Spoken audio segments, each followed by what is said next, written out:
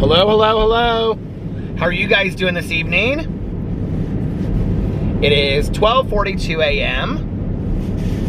on this very cold Thursday evening going into Friday to start the weekend. I was going to say, thank God it's Friday, but tomorrow is Friday, as far as the vlogging is concerned. It is so cold. We had a little bit of a, I don't know if I would call it an ice storm, but it was like icing earlier today. Probably we got like an inch of ice, and then it started snowing after that. It didn't really stick, but it was beautiful. It was like big flakes of snow coming down. It was really, really pretty. Remind me of that later when I say we didn't get any snow this winter, because it was very pretty. And it snowed like that probably for 2 hours. So we had 2 or 3 hours where it was like really pretty snow, and I thought the ice on the roads would be bad to drive on, but it wasn't. And the road is pretty dry now, so it's all gone now. I had a good day. I slept in, and let's see, what did I do? I'm trying to think. Well, I had made a video yesterday that I wanted to put up last night, but it got so late that I just put it up today. And then I actually wasn't going to make another drama video, but I ended up making another drama video. And then I made a Peterisms video, but I had to leave to go meet up with Tanya. I'll tell you about that in a second. And so I didn't get it up. I just finished like finalizing the description box and everything just right now before I left. So I'm putting that up tomorrow to be up. I think I scheduled it for like 3:45. And so I did make another drama video. I feel like I posted something else too. Oh, a review video. I did a review of the Girl Scout shortbread Frappuccino from Starbucks. It was really good. It's kind of hot in here. I want my seat on and my heated wheel, but the heat I need to turn down a little bit because it's hot. The heater in my car is so much better than the car that I had before. Like, heats up in here really, really quick. I usually try to drive around for a couple minutes so it's like kind of toasty warm before I start vlogging. Anyway, I just have to tell you guys, when I started this Devil's Knot book I think it's by Mara Levitt, Mara or Mara, I'm almost positive it's Mara, because she was in the second documentary, Paradise Lost 2. When I started it, I kind of was like not really excited about it. I was like, I am not really interested in revisiting this case. I watched the 3 documentaries years ago. I think they're fantastic documentaries, the Paradise Lost HBO documentaries. But I just wasn't really that excited about reading the book, and I wanted to watch the documentaries again for the live stream on Sunday. I have not finished the book yet. I have under 2 hours left of the book. And the reason why is because I stayed up last night and I started watching, Drag Showdown. The newest episode of Drag Showdown is on. So I got halfway through that, and I was eating some snacks late last night. I got some sour cream and onion chips from the gas station with some pepper jack cheese. And then I got donut holes, old-fashioned donut holes with lemonade. That was my late night snack last night. It was so good. I was so hungry. So I started watching Drag Showdown, but before that, I started watching Devil's Knot, the movie with Reese Witherspoon. And I couldn't find, I didn't really look that hard to see if it was on Amazon Prime or Hulu or anything. It was not on HBO Max. So I ended up renting it from iTunes. I think it was like $2.99 or I think it was $3.99 to rent it.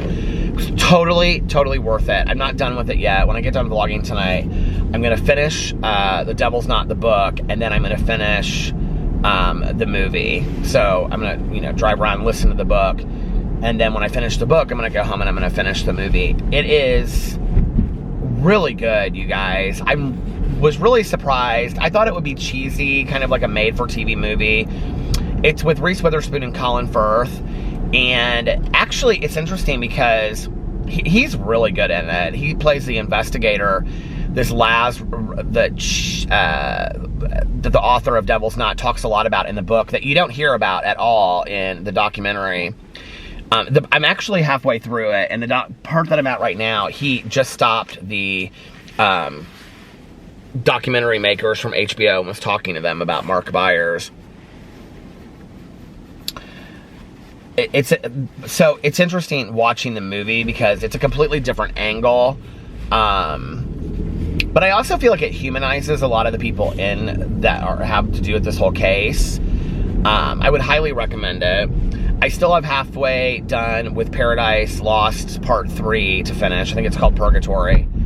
And then I think the first one's called Paradise Lost, Robin Hood Hills. I think the second one is called Paradise Lost, Revelations. And the third one I think is called Paradise Lost, Purgatory. Or Leaving Purgatory or something.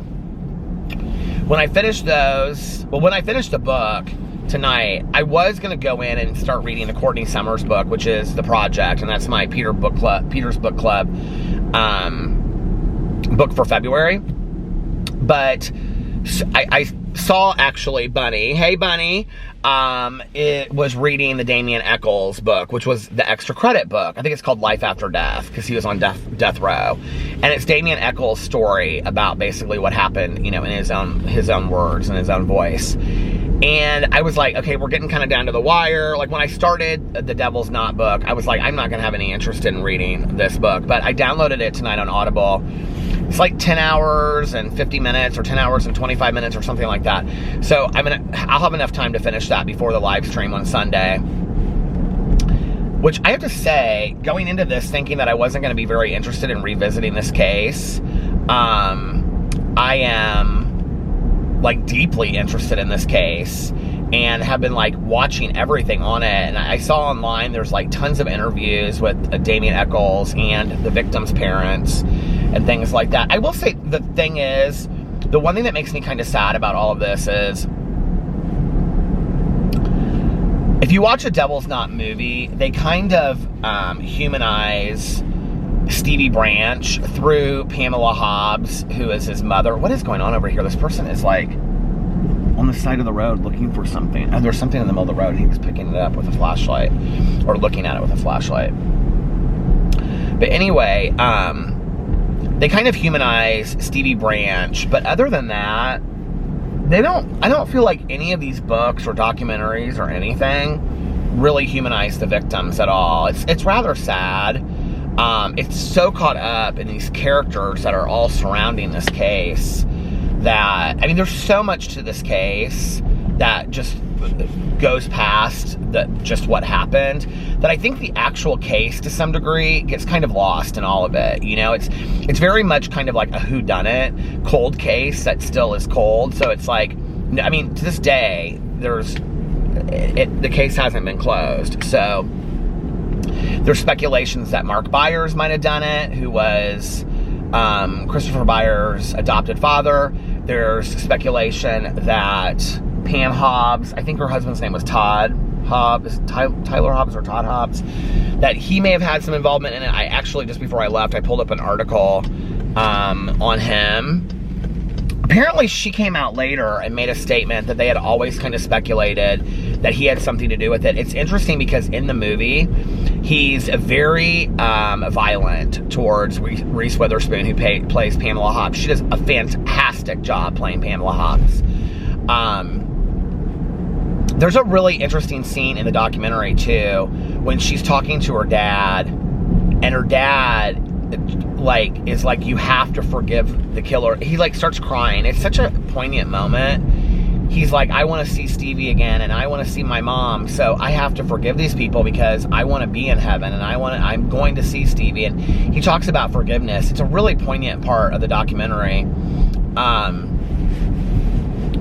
But the victims kind of get lost, I think, in the whole telling of the story and the figuring it out. The second one and the third one documentary are really about, I don't know if it's the Innocence Project. They haven't really said. They're like a group that has organized themselves to like help get Damien Echols out of prison. And he like calls, and it's kind of weird. They're kind of a little obsessed with him, I think. Like they're like they have inside jokes with him and whatever, but I mean, I understand it too. It's like, I can remember when I first saw the documentary. I probably saw the documentary. This one guy's like, I saw it the night that it came out, and I was like obsessed from the moment that it came out. And I was sitting there watching that, and I was thinking to myself, I probably saw it around that time too, because, you know, I was sober and staying home a lot when the documentary came out. I remember my roommate and I, I like this lip gloss. I remember my roommate and I, she and I watched it together. And my ex and I, we ended up watching all 3 of them together then later, because I think the other 2 came out when he and I would have been together. Where is my lip gloss? I know I put it in here. I know I put it in, oh no, it's, what is going on? You guys, the weirdest thing just happened. I was looking at the sky, and it literally looked like this huge, it's cloudy, so you can't see, but it was like this blue explosion happened. What just happened? That was like the weirdest thing. It was literally like this, the clouds, the sky like all lit up blue. Like behind the clouds. God, it was the weirdest thing. It just happened. My lip gloss is actually on my, it's next to my computer where I work. I've already made my list tomorrow of everything I need to do. I have all my cameos written down and sectioned off into what days. People keep on buying cameos from me, which is so nice. I love doing them. I did a bunch tonight. I'm just trying to find any lip. Okay, here's the Patrick Ta lip gloss. I just totally dislike this lip gloss, but whatever. I would not recommend this lip gloss. His products are supposed to be so fantastic, and I don't know about that. I like the lip mask, but I don't. I need to take the lip mask and put it in my bag. So, speaking about these people that are a little obsessed with the Damien Echols, I'm kind of a little obsessed with this case. I've been like watching and reading everything about it that I can get my hands on. I've been looking at all these articles and stuff. I've been looking up all these people. You find out in the second one that Melissa Byers, okay, so if you've watched it, Mark Byers is the guy that, at one point he says he has a brain tumor, and he's the one, the stepdad that like goes out in the woods and he like makes graves for Jesse and Jason, or Damien, Jason, and Jesse, and burns them, and he's the one that just, it's crazy town. And he seems a little crazy, and he like does a lie detector test, and it comes back. This was weird to me. He does this lie detector test, and the lie detector test comes back. The guy's like, I think that you're being honest. And he's like, yes, I knew I didn't do it. And I was like, you knew you didn't do it? Like, well, you either knew you didn't do it or you knew you did do it. Like, it's not like, you know what I mean? It was weird that he said that. And so then, okay, in the second one you find out, or maybe it's the third one, you find out that he and his wife, they move away into this house. It's really kind of sad, because they like are like in this little place, and they have this like house with a pool and stuff. But he goes back and looks at it, and like the whole house is just like abandoned, and nobody's taking care of it, and the pool looks like a mess. But they get in trouble for like stealing the stuff from their neighbors, and then like he helps this kid in the neighborhood like take a knife to somebody, and he gets in trouble for that. There's like all these things he gets in trouble for, and when they ask him about it like later, he's like, no, I don't know, haven't gotten into any trouble, you know, maybe a little this or whatever. He ended up so his wife ended up dying. And this is a big part of the documentary series. I actually, watching it, like, I don't get the impression, like, they're like, Damien Echols and all these people are like, they need to look into Mark Byers killing his wife. I don't get the impression it's that. It's like, the death is ruled, like, what's it called? Well, they don't know what it is. I can't think of the word I'm looking for. Undecided or whatever, which means they say in there that it's either like a suicide or a homicide. But she also was like heavily medicated on prescription pain medication he goes through there. And at one point he says something about her being on Dilaudid. I mean, Dilaudid is a heavy, heavy drug. Like, that's a drug from like the 60s and the 70s. Like, people don't today, if people are on Dilaudid today, I rarely hear about anybody that like is abusing Dilaudid, like in meetings and stuff. Like, I don't hear people be like, my drug of choice is Dilaudid. Like, I don't hear people say that. If that's the case, like back in the day, like when I got sober, it was kind of a drug that like I would hear a lot of nurses talking about, that they had abused Dilaudid. Like like nurses that were sober, they would talk about Dilaudid. It's not like really a drug it's kind of like angel dust. Like they're drugs that like, I think angel dust is actually kind of made like, I was gonna say come back, that's not what I mean. Like, I think angel dust is like more prevalent today. But do you guys remember, like, if you're my age and you were growing up, like angel dust and Dilaudid and like they would call them like blacks and blues and stuff like that. Do you guys know what I'm talking about? These pills and like uppers and downers, they would call them and stuff. Like, they don't really say that anymore. I know when I was in treatment, like they didn't call them uppers and downers, they would call them pain pills and nerve pills. And I hear that, but I don't ever hear anybody talking about Dilaudid and angel dust today and stuff like that. But so, do I think that she could have just died from an overdose of drugs? Yeah, I do think. And then they wouldn't be able to know if it was just like an accidental overdose or if it was purposeful or whatever. So, but like, it's just the whole situation is so crazy. So by that point, he's lost his wife too. I looked up to see what happened with his name is Mark John Byers. I feel like I know everything about these people now. He actually died, did I say this last night? He died last June 22nd in a car accident. He got arrested for selling, this is in the third documentary, I think. Yeah, because I was watching that last night. Did I finish it last night? No, I didn't finish it because they're not out yet. I'm still at the beginning, or halfway mark of it. He got arrested for selling, or maybe this was in the second one, I don't know. He got arrested for selling prescription pain medication to an undercover police officer, and he got sentenced to 10 years in prison. But I know, like, they showed him later in, like, what was I watching? Maybe it wasn't. I was watching some video on, you guys, I feel like I've just been saturated with this stuff.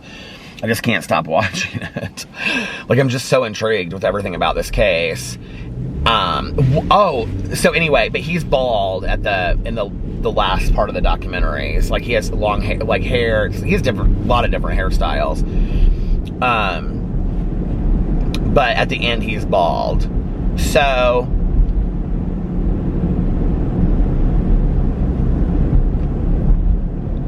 it's kind of hard to take him seriously, like when you're watching it. Like, this is like, I've been watching these things with the state of mind that like the West Memphis 3 are innocent. Although I'll tell you, it's interesting, like the more you listen to it, like there's some pieces that just are kind of like, it just makes you wonder, you know, like, there's no DNA apparently matched to them doing it. And like the teeth marks don't match them, on the bite marks don't match their teeth. But then there's other things that just like Jesse Miskelly in his confession, he got so many things wrong. But like at the same time, there were some things that were like, it almost is weird, like, I don't know, it's almost like he did know, or he was there, or something like that. And then in the book even, she was talking about how when they transported him from one place to another, he was telling the transport officers or the police officers that he was there. And then later he came back out and said he was just joking, or he was whatever. And then in watching this Damien Echols stuff, Oh, this is in the movie The Devil's Not. I don't actually think the actor that plays Damien Eccles looks anything like Damien Eccles. And the guy that plays Jason Baldwin is like severe, like has really red hair. And he doesn't look anything like Jason Baldwin. And the guy that plays Jesse Miss Kelly, he kind of does look like Jesse Miss Kelly a little bit.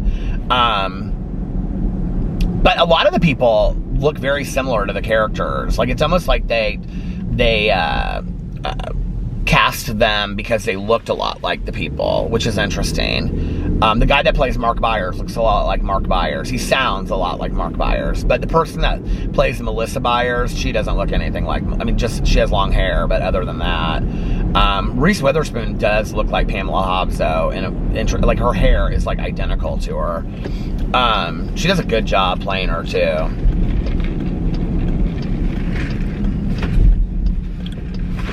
What was I going to say? There's something else I wanted to say about that.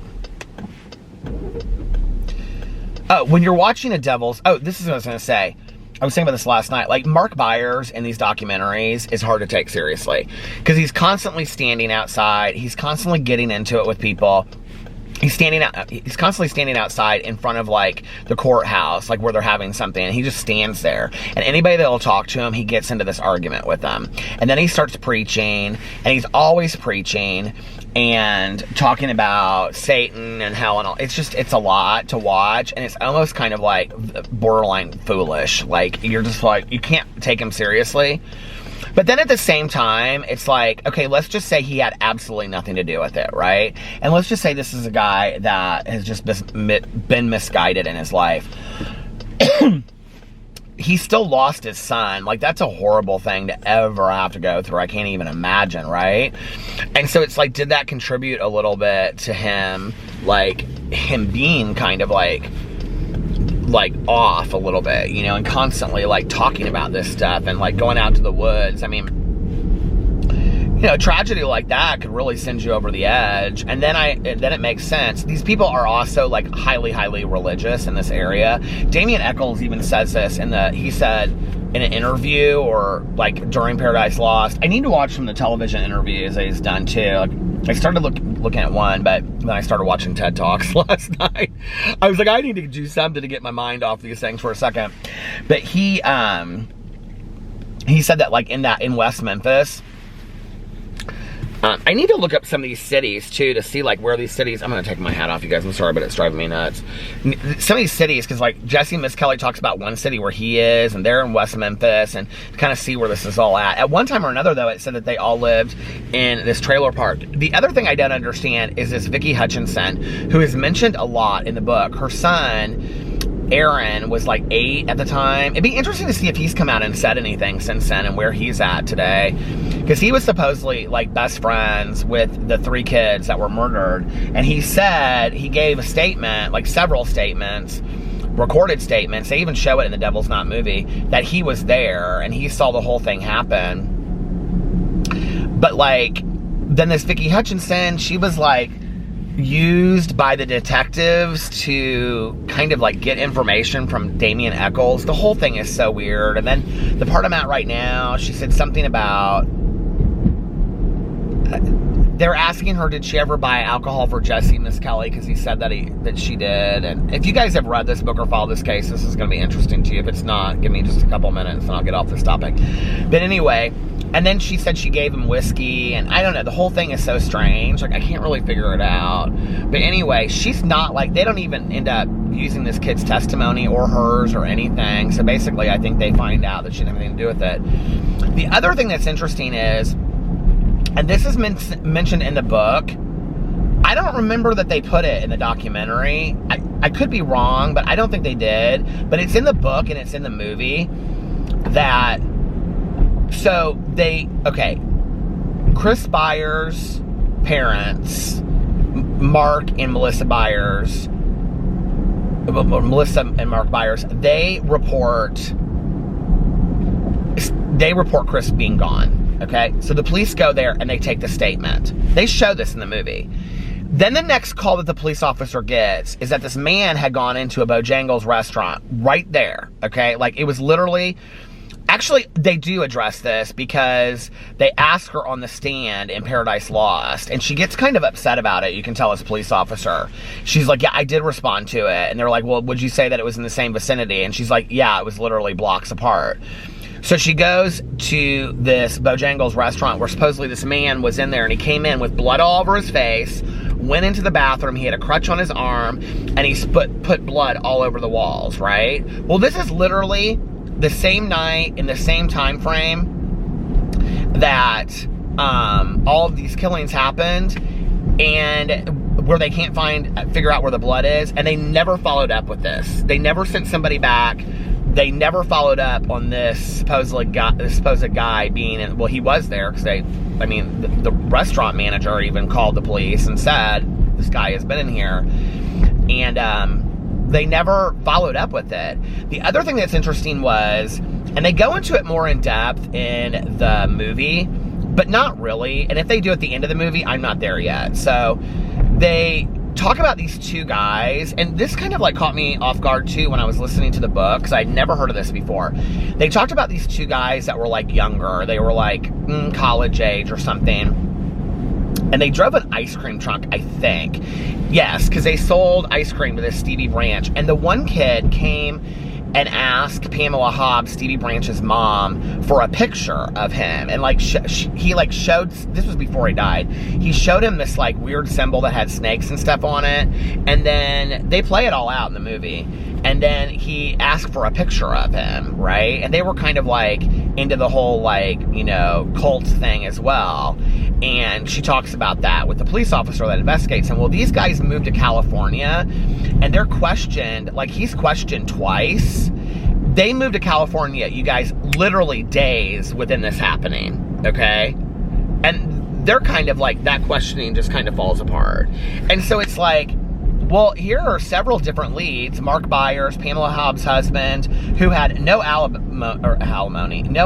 at the time that he was gone. He and his friends supposedly were, you know, implicated in this somehow. You've got these two guys that moved to California, and you have this guy at the Bojangles restaurant. And here's 4 situations that are pretty questionable, which 1 or 2 of them could have been linked together as well. And then you have the West Memphis 3, that there's no DNA connection to them. All that they're really basically charging them with is the fact that they wear black, and they listen to heavy metal music, and they believe in the Wiccan religion. It's just like the whole thing is so like horribly, I mean, it's botched. It's like police corruption times 100. It's just unbelievable. And these police officers so stand by what they believe, too. It's just unbelievable. Like, they really think they have this rock-solid case. And it was interesting because the part that I'm at in the book, I think Jesse Miskelly, yeah, he's already been convicted, or he just got convicted. And one of the jury members later said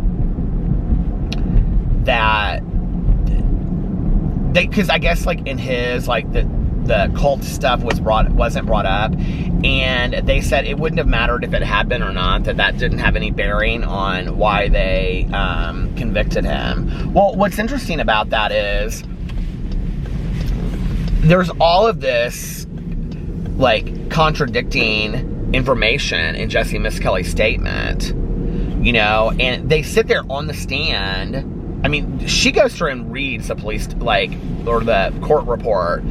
It's like, the one thing that was, okay, Jesse Miskelly originally said it was noon when it happened. And then the police officer that investigates him, with this guy, has, like, scared people into statements. Like, they show it in the book. They talk about it in the book, how he has scared people into these statements.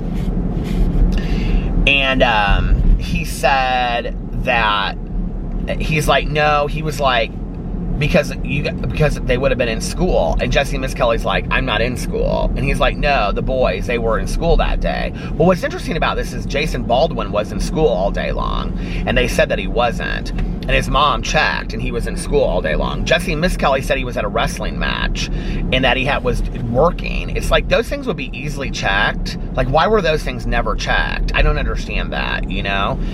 And so then the police officer said, well, so what time was it? And he said something like 3 or 4. And he's like, they're like, no, it would have had to have been after school, Jesse, like like 5? And he goes, yeah, it was between, no, they go, was it between 5 and 6? And he goes, yeah, those were like the only 2 options they gave him. And they said, and then the police officer said, but earlier you told us that it was 7 o'clock when it happened. And Jesse said, oh yeah, it must have been 7 because it was getting darker. And then they also led him with saying, were you guys in the water?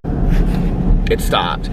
And he said, yeah, we were playing in the water that night. But before then, he had never said that it was at night. And so they were like, the investigators and the attorneys were like, they were totally leading him, you know. And what's so interesting about this is, in Paradise Lost 3, they come out and they talk about false statements. And it's like this whole world of research that's been done on false statements now. And that, like, in 1993, when this happened, I think it was 1993? I think it was 1993. When this happened, this was allowed, this kind of coercive statement, which the word coercive was allowed in court, so I can say that.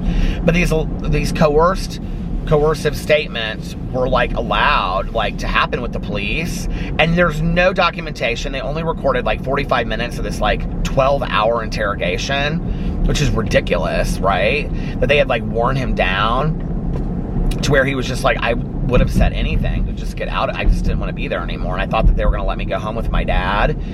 And not to mention that Jesse Misskelley had been found to be like developmentally disabled and have like an IQ of like 76 or something. The whole thing is so sad. And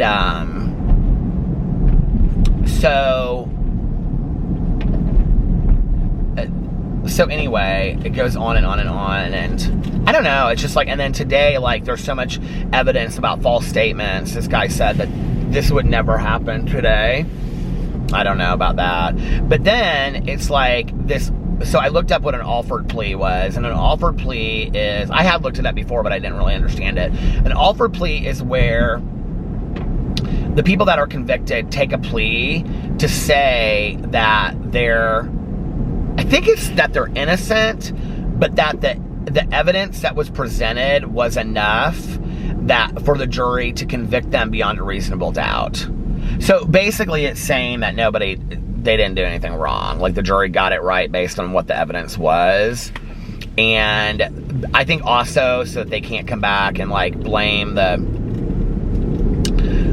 county, so that they can't sue the county and all this kind of stuff. Because there's been cases where, you know, like, somebody will get out and then they'll go back and sue the state or sue the county, and they get like a huge sum of money, right? And rightfully so, if they were found. I think that was in the Innocence Project. Did you guys watch that with John Grisham wrote that? And I watched it on. I actually wish that was like one. If you haven't watched the Innocence Project, no, the Innocent Man, I think is what it's called. If you haven't read that by John Grisham, or you haven't watched the documentary, read the book, then watch the documentary, because that is one documentary that I wish I had read the book on. I think that would have made a good thing for us to read for True Crime Book Club. So anyway, that's where I am. I'm heavily, you can see, I'm like in it to win it about this whole case. I think I just broke my straw on my soft drink, and if I did, I'm gonna be really upset. I was playing with it, and I think I bent it and broke it. Maybe not. Anyway, so that's why I stayed up late last night, because I was looking at all that stuff and researching all that kind of stuff.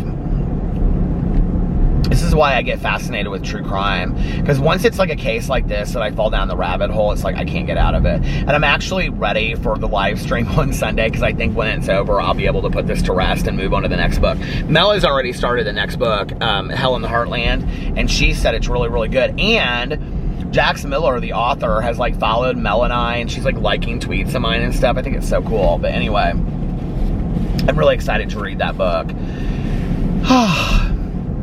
So that's Hell in the Heartland. That's what we're reading next month. And then for Peter's Book Club, we're reading The Project by Courtney Summers. And I love her too. And she's been tweeting stuff out about me. She's so sweet. But anyway, she's like, I can't believe I found out that the book of the month, which she already knew. I think she did, or did. Maybe her publicist was the only one that knew, and she kept it a surprise from her until she said she was watching one of my drama videos and she saw that I announced it in there. Isn't that so cool? So anyway, she was like, I found out that my book is your book of the month by watching one of your drama videos, because she watches all the drama and stuff. I'm assuming that's what she said. She just said video. I'm assuming that's what it is. Anyway, I could be wrong, maybe. But so I had to get all this stuff done because I had told Tanya she's been doing this Zoom meeting that's about emotional sobriety, and they do like a 45-minute lead, which is where somebody tells their story, but it's all about emotional sobriety. And then it goes into you can ask questions. And so she and one of her sponsees have been like watching it, and we've been, just listening to it, and they've loved it. They're like, oh my God, this is so amazing. So I told Tanya last week, I was like, I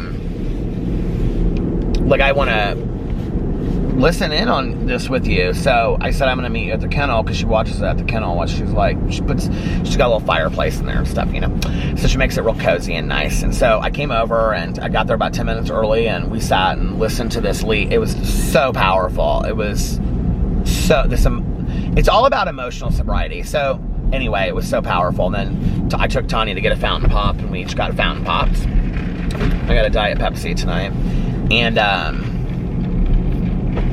I've been drinking more pop lately. I keep on saying this on here. I don't know why. I don't know what it's about. But anyway, emotional sobriety. Let's get emotional for a second, shall we? Talking about emotional sobriety. It's such an interesting topic, and I love talking about emotional sobriety because I didn't understand it forever. It was...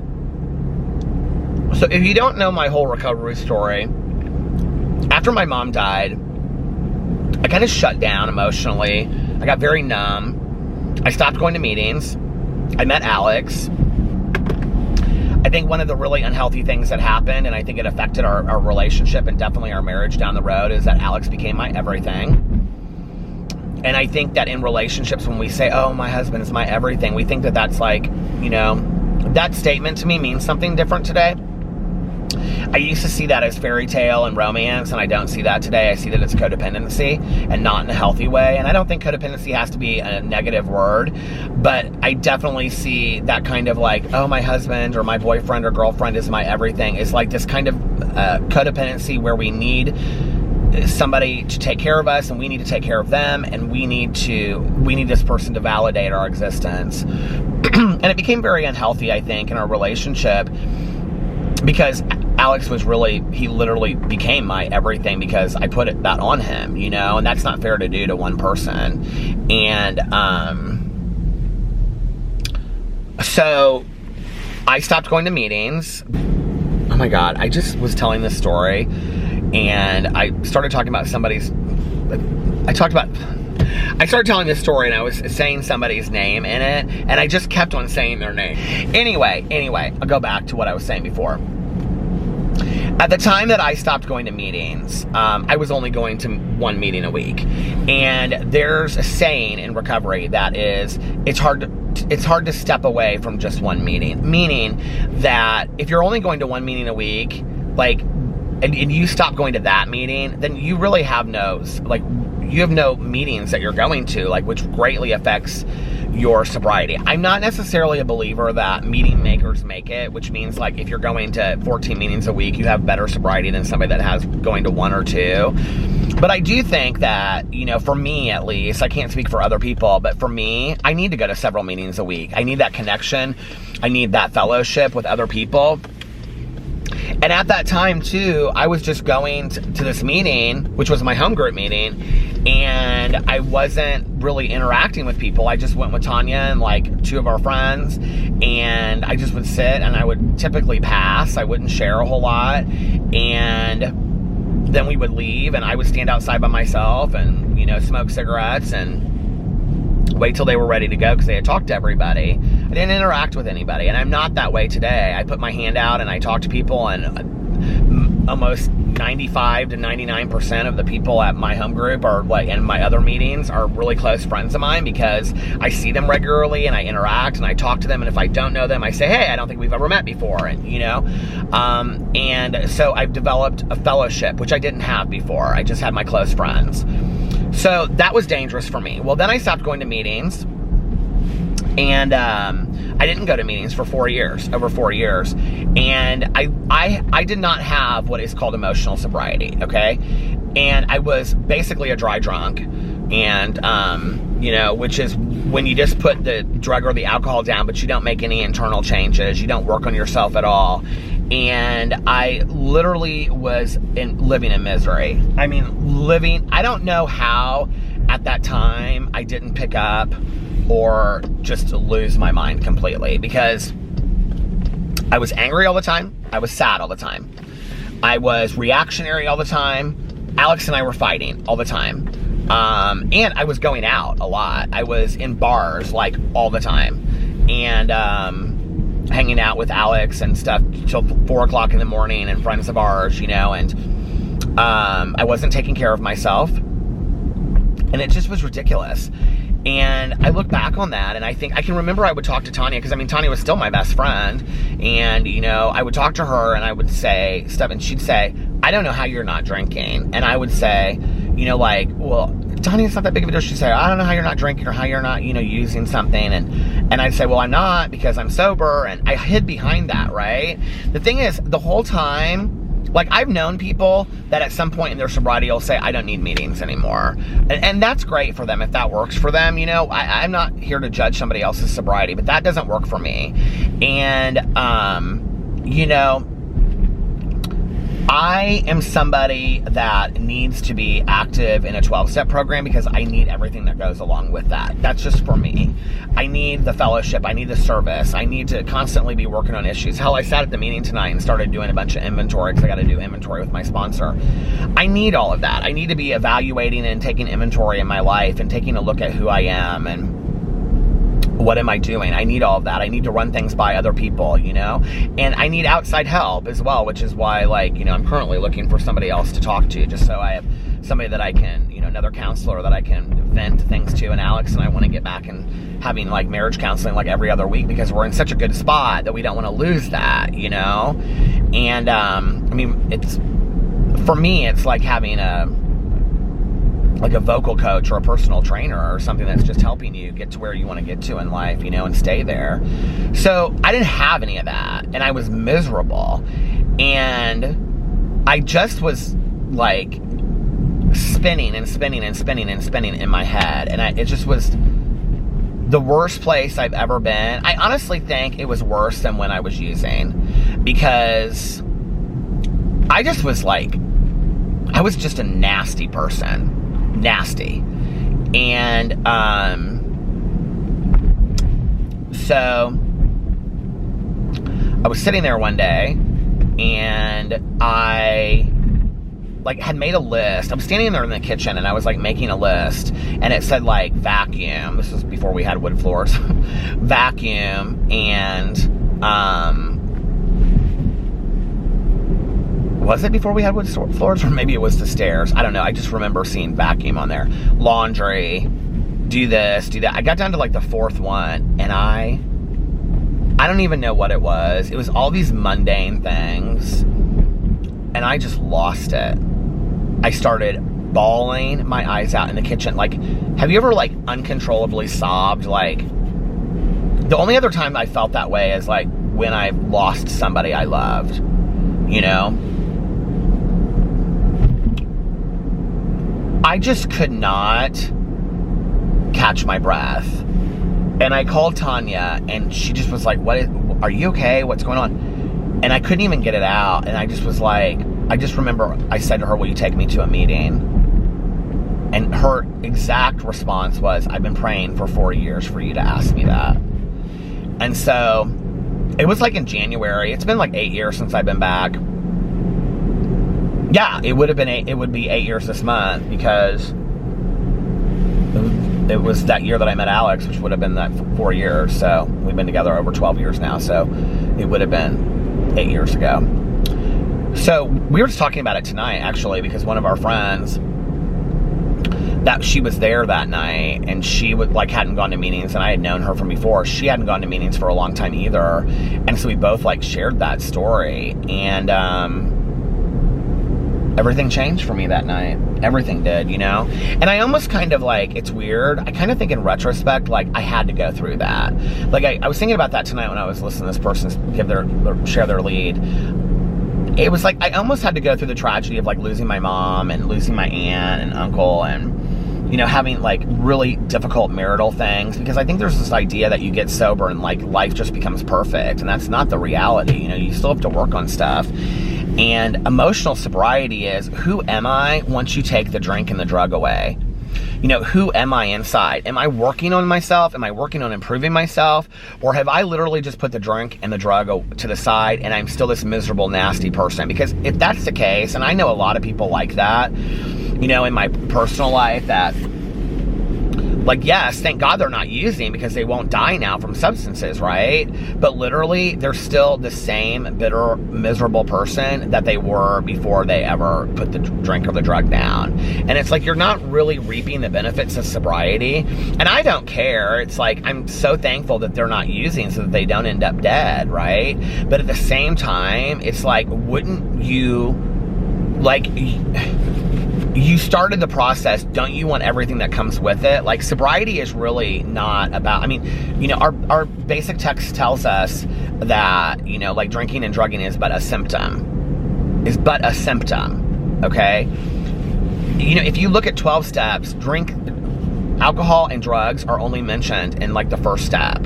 It's the programs of 12-step programs, whatever 12-step program you're in, and that could even extend to, you know, shopping addictions and gambling anonymous and things like that, and codependency anonymous, are not typically about those issues. That is the issue that brings us in the door. That's the symptom, right? But it's about all the underlying issues, the insecurities, the self-esteem. You know, somebody asked me about self-esteem the other night. Oh, I mean, that's something that I work on constantly in recovery. That's something I talk about all the time. You know, Tanya and I were talking about it tonight. Like, this feeling of needing to be good enough. Like somebody patting my shoulder and say, you know what, you're good enough. You're just as where you need to be. And so it's all of that, you know, and constantly continuing to work on yourself and wanting to be a better version of yourself and all of that. And I'm so thankful. I'm so thankful for finally getting it, you know? And then on top of that, having a sponsor that is, and a best friend in sobriety, and other friends of mine that they live lives of emotional sobriety, you know? Like, you can sit and be with them, and you can, it's almost like the heat from the sun, you know, coming off of them, the gifts that they experience, you know? So for me, sobriety today is not just about, like, I mean, I get so many questions from people that say to me things like, well, like, you know, how do you do in situations where, you know, like, you want to drink, or, you know, and I just don't experience that very often. I really don't. You know, but for the grace of God, I guess, you know, I don't necessarily feel like the desire has been lifted from me, which a lot of people in recovery feel that way. I still, you know, a beer sounds good every once in a while, or, you know, like, whatever. But, like, do you hear that wind outside? Isn't that crazy? But I really don't crave that much. But I've also been sober 26 years. I mean, I don't know tons of people at long-term sobriety that do crave on a regular basis, as long as they're actively working some kind of program in their life. The people that I know, now I can't speak to everybody, like, I know a lot of people that just quit and they're fine and it works for them, and I wish them the best. But, like, my friends that have gone back out, it's because they stopped going to meetings, they stopped interacting with their sponsor, they stopped doing service work, they stopped interacting and fellowshipping with other people that were in a 12-step program or were sober, and they stopped doing what they were told. And then they slowly, one by one, each thing went away. The next thing I knew, you know, they had gone back out. And I'm scared to death of that, and I don't want that. So do I think that that could be right there for me? Yes, just like that. I think I am only given a daily reprieve. But, you know, I have a friend of mine that always says, like, you know, I get up every morning and I pray, and by the end of the day I say thank you for the daily reprieve, and then tomorrow morning I get back up and I start it all over again. And that's really kind of what it is for me, right? But today, it's like my life is so much richer because I have continued to do inventory and, you know, all this stuff that has and made amazing friends that I would never have met, you know? I mean, we're not people that would normally interact with each other, you know, other than we meet, and then we realize, wow, we have a lot more in common than we thought we did. It's just amazing, you know? And so my life is such a gift, and it's so rich today as a result of emotional sobriety, which it was not a word I had even heard. I had never even really heard that term. I mean, I had heard it thrown around in meetings, but I didn't really understand what it was. My last sponsor was really, really big on emotional sobriety too. And I hadn't heard it till like 18 years sober. I think it was around the time that I started working with him. Yeah, I was like 17 or 18 years sober, I think, when... Would that have been right? Would have been, yeah, 18 years sober, I think, when he started talking about emotional sobriety a lot, you know? And this, like, idea of how sober do you want to be? And I didn't ever understand that, you know, that I had I could choose how sober I wanted to be. I could just put it down, or I could really change my perspective of how I look at the world, my relationships with other people, you know. And then I thought, well, I want it all. I want all of that, you know. I want peace of mind. I want serenity. I want grace. I want just all of that comes along with it. I want, you know, I don't want to argue with people and fight with people. I don't want to, you know what I mean? Like, there were just so many things that came along with it. And then one by one I saw those things, and I realized, well, those things were there all along. I didn't realize that I wasn't able to tap into it. You know, like, do you ever, like, that is a big part, I think, of emotional sobriety, and like, I heard a lot about that tonight, but like, do you ever feel like that when it's like, somebody will say something to you, right, that validates something that you felt inside, and then all of a sudden it's like, you have this like moment of clarity where you all of a sudden are like, wow, like, I guess I should be proud of myself, or, you know what, I should be more confident in myself, or, you know, like, I guess they're right, like, I am pretty talented at this, or, you know what I mean? Do you ever have moments of that? I know that most people say no, they don't, because they want to stay humble, but like, do you know what I mean? Inside, you're like, yeah, I think that is true about myself, you know? But that was there all along. Like, that, all of that was there all along. It's all of our crap and junk that stands in the way from us being able to see that. You know, it's like, I heard this one lead years ago that was fantastic, and it was about this woman, and she was talking about they were like on a beach somewhere, and she was talking to this woman that ended up becoming her sponsor, and she said something about, it's like standing on the beach with an umbrella, and like, you're not allowing the sunlight of the spirit to come and, you know, hit your skin because you have this umbrella up. Like, take the umbrella down. And I'll never forget hearing that. I thought, God, that's so true. You know, it's like, I'm standing in the way of the sunlight of the spirit. And I don't mean that in necessarily a religious way. I mean that in a spiritual way, you know, that all of that growth and all of that, just everything from growth to forgiveness to love, all those things I say at the end, you know, love and, you know, compassion and understanding, and they're all of the hope, peace, serenity, tolerance, forgiveness, understanding, all of those things, you know, most of all, I think compassion and love are available to us. They're right there. But we often stand in the way of that happening. And the question then is why, you know? And that is the trick about emotional sobriety. It's like, and that doesn't have anything to do with drinking and using. You know what I mean? And if I'm honest with myself, all of those insecurities, all of those things I don't like about myself, all of those feelings that I have, you know, from when I was 7 years old, sitting at a lunchroom table and kids were making fun of me, which I put on my inventory tonight, bullies from growing up, because I thought, you know, that's been coming up a lot lately. Like, I think I need to inventory that. Like, I say I've let it go, but like, maybe I need to really take a look at that. I know as soon as I tell my sponsor that, she'll be like, you haven't let that go if it keeps on coming up. So I was like, I'm just gonna write that down on there. I was kind of working it through, because there's these worksheets that I have that, I think I have it right here, actually. See, here's my inventory, and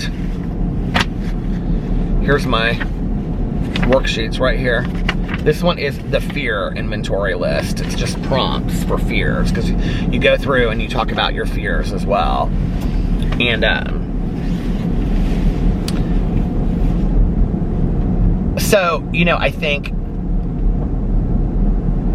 don't you want to be as healthy as you possibly can? I know I do. I know I want all of that. You know, it's kind of like when you clean your house, you know, and you clean your bedroom and you clean out your closet. I know you guys are going to be like your basement? Yes, like my basement. But yes, it would be like that feeling that I would have if I actually got that basement done and I just stood there and I looked at it and I thought, wow, that is really what inventory is like. And that's what working through all this stuff and having emotional sobriety is like. You know, it's like clearing away all of that junk that I drank and used drugs over. Those feelings of worthlessness, those feelings of that I didn't even realize at the time. I mean, it wasn't like I would sit there and go, well, everybody's bullying me. Drank. I did break my straw, I can tell now. Or I feel worthless. Drank. You know, or I feel like a piece of crap. Drank. Or I'm scared. Drank. Or I'm fearful of the world. Drank. Use drugs. I just knew that when I did those things, I liked how they made me feel. And I just knew that, you know, when I always loved that feeling between being like I used all kinds of stuff, but in all reality, alcohol was just my love drug. It was. I had a love relationship with drinking. And I love that feeling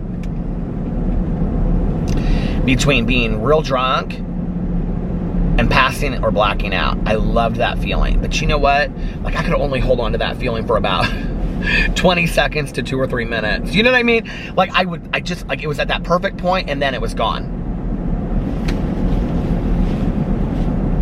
And I loved that moment because everything was gone and I didn't have to feel anything, and I felt elated and I felt good, and I felt like everybody in the room thought I was the most attractive person and I was the funniest person and I was okay and I was all right and everything. I remember hearing this lead not too long ago, and this woman was talking about she had these freckles, right? And that she would start to drink, and the drunker she got, those freckles just flew off her face one by one, you know? That's how I felt when I drank and I used drugs. I felt like all of those things I didn't like about me, you know, that you didn't see them anymore. Nobody saw them. And I was the funniest, hottest, cutest, most charming thing in the room, you know? And when I was doing that stuff by myself, because I used a lot by myself, I think I was still concerned, you know, and about what everybody thought. And I was by myself.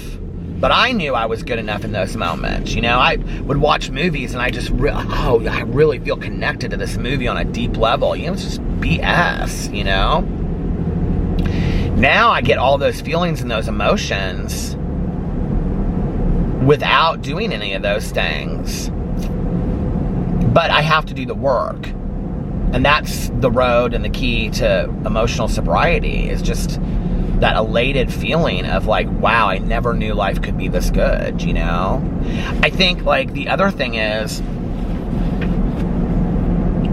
and just to kind of give an analogy, I remember, like, after I got sober, one of my friends, well, my friend that I grew up with, you know, from kindergarten, elementary, junior high, high school, college, graduate school. Anyway, she's the one that picked me up from treatment. And she introduced me to this guy that I ended up becoming friends with for a while. It's kind of sad. He ended up getting into some drugs and stuff, kind of hardcore down the road.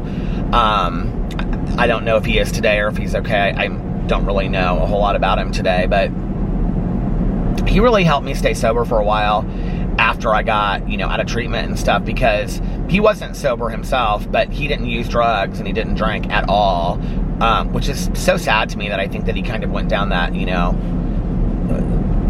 that rabbit hole a little bit, I think, by a friend group that he had maybe, but I don't blame it on that. I mean, it was, you know, he was a grown adult, but I can remember sitting in his apartment and we would just sit around and smoke cigarettes, and he would make mixtapes, and he loved music, and we would just laugh and talk and watch movies and stuff like that.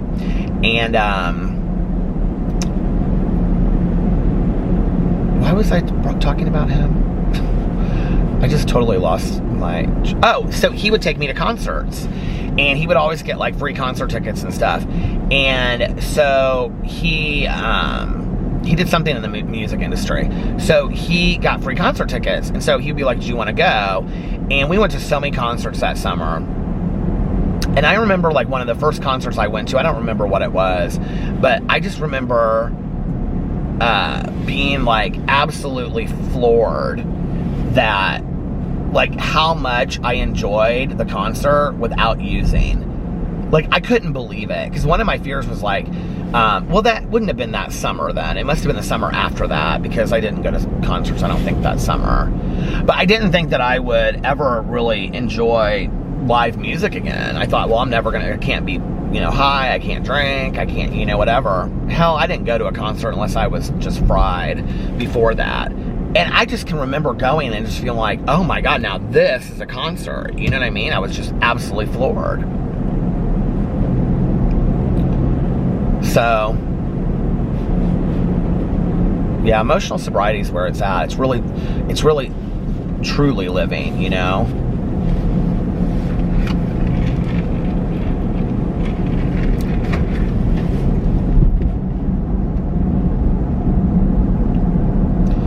Anyway, I think I'm going to get off here now and listen to some of my audiobook. You guys are probably, like, so ready for this week, the book club, to be over, because then you won't have to hear about the West Memphis case anymore. Maybe not. I might continue to talk about it. I don't know. But anyway, I'm going to get off here now, and I don't even know how long I've been vlogging for. Oh, it looks like maybe just an hour and 2 minutes. Not sure. It's 1:44. Did I start at 12? I feel like I started at like 12:42. I don't know how I remember that. I always remember the weirdest times. Like when I get up and I look at the alarm clock, I always remember that for some reason. That's why I always say on here, like, I woke up and it was like, 6:46 or 5:02 or something. I always, like, look right at it and I remember it. So did I start it at 12:42? Well, if I did, then it's an hour and 2 minute vlog. So anyway, I'm gonna get off here now. I hope you guys are having an amazing Friday, amazing start to your weekend. Thank God it's Friday. And I'll sing that again tomorrow if I remember. I'll say that now and then I won't remember it. But anyway, I love you guys so much, and I will see you tomorrow. Bye. Be kind to one another. Love ya.